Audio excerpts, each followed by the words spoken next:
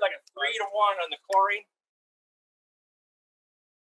Then I'm going to add some of the Total Clean to it, so we're degreasing all at the same time.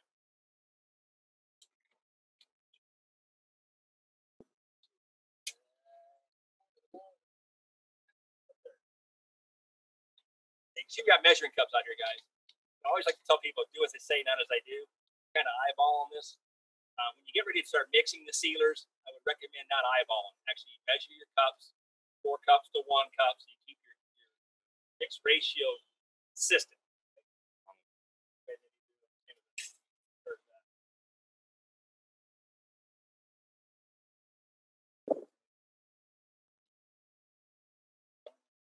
Yep.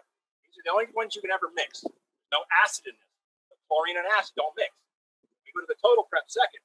Remember, that has a little bit of acid in there. Not muriatic acid, it's phosphoric. That's what's going to attack the efflorescence. So when you mix chlorine and acid, that's not a good thing. So let's not do that. I'm going to give it a little bit of water moisture on the surface, and we put on cleaners. Anytime you treat a surface, you always like to pre-dampen it. When you put the cleaners down, they're going to go on more consistently and uniform. Put it on a hot, dry surface, it's going to penetrate some more in some areas, less in other areas. So again, your consistency is down.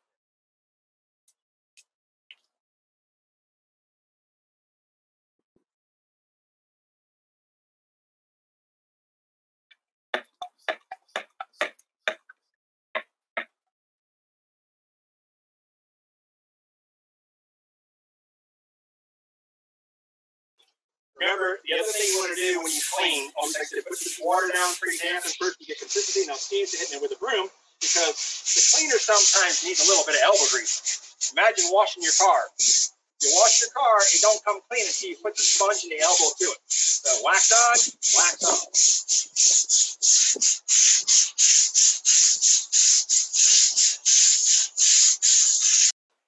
I just wanted to point out, sometimes if the grass is higher than the driveway, make sure you take an edger, edge the grass back, so when you pressure wash, the water doesn't just keep coming back on the surface.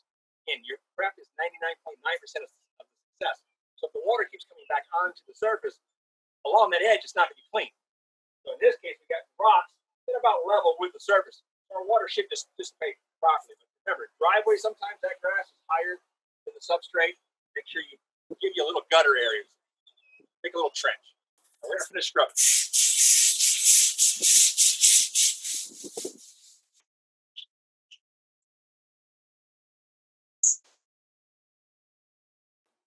And the Total Prep's going to do 2 major things.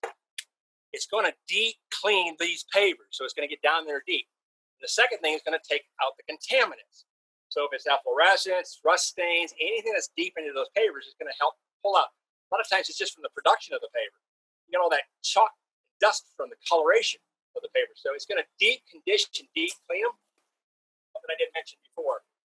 You always add product to water, not water to products. If you do it the other way, you're going to get foam. You don't want that when you're putting it out of a sprinkler can. Make sure when you use a sprinkler can, the very first step, you use a little bit of chlorine, mix that Total Clean in there, the degreaser. Make sure you clean your application tool out when you change products. This, again, has a little bit of an acid base. Chlorine and acid don't mix.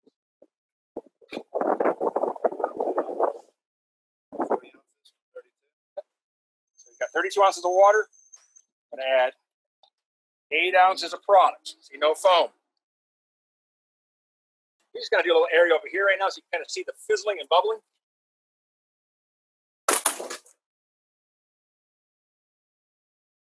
See what it's doing right now? That's like peroxide on a wound. That's treating those pavers. And now all you're going to do is go back with a broom.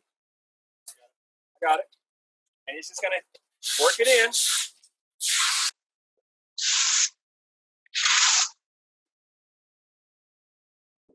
The second time, it's not as bad.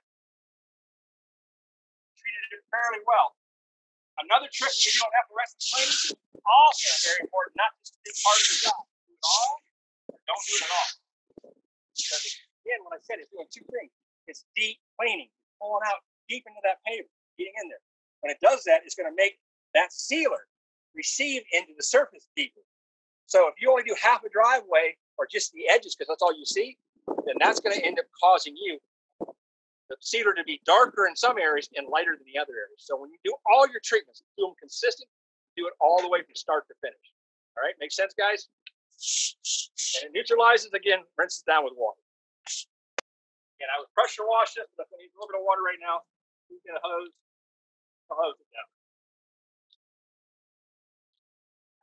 You know, guys, going back, like I said, peroxide on wounds. You put it on your wound, go back a couple minutes later, put more peroxide on that open wound. If it's still bubbles, that means you still got something going on in that wound. So always treat for efflorescence until you pretty much don't get any fizzle. Like we saw on that second application, very little fizzle.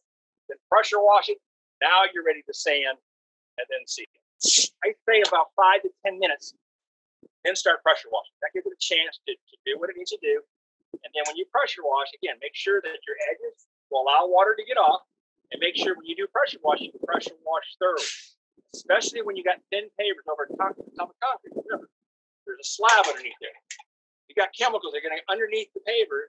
That means how they're going to get out of there. So you have to make sure you use extra water to continue to flush that substrate. On thin pavers, in Florida, we have screening closures. In California, you don't.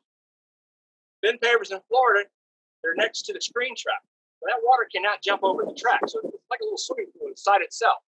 So you have to go around the outside of the screen, maybe drill some pilot holes. Look for the deco drain, if there is one. You've got to go on the outside of the patio and dig up a little area to see where the water's coming out. Sometimes you've got to back flush that drain because it's clogged up over years, and the moisture cannot get out. So you'll see when you do thin pavers, when they stay dark, like Ernie showed you a minute ago in that little screenshot from yesterday's pressure washing, you may have to pick a paver up in the middle of spring, fall, and winter because those pavers may be just soaking wet underneath there. There's nowhere the water can go. So I would suggest anytime you have thin pavers, identify the drain, positive drainage, and if you still see them being dark after 6-7 hours in the sunlight, you may want to pop the paver up to see what's underneath. Sometimes they throw a little thicker bed of sand down there to take care of a low spot that was in the concrete. You hear that has a big old pond down there, but you can't see it because they leveled it out with a little bit of paver base of sand. All right? Now we're going to go ahead and pressure wash these guys. Always want to start at the top and work your way down. Like this.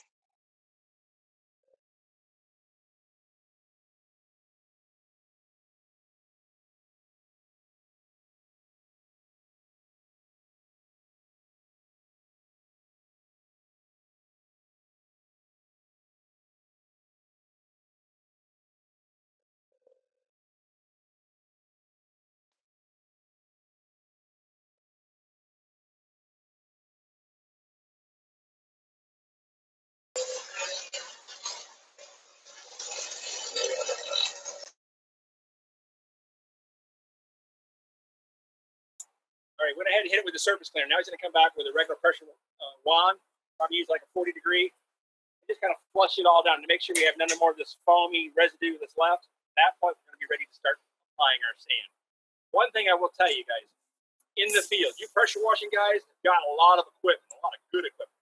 What we're using out here today, we're not professionals that do this all the time. So we have a 3,000, putting out 4.5 gallons a minute. It's very adequate for prepping and what we're doing. But if you got to get into doing large jobs, and a lot of stain removal, a lot of oils, or stripping sealer off existing pavers, hot water versus cold water. Hot water is way more effective to removing tannic stains, oil stains, and obviously stripping existing sealers. So hot versus cold.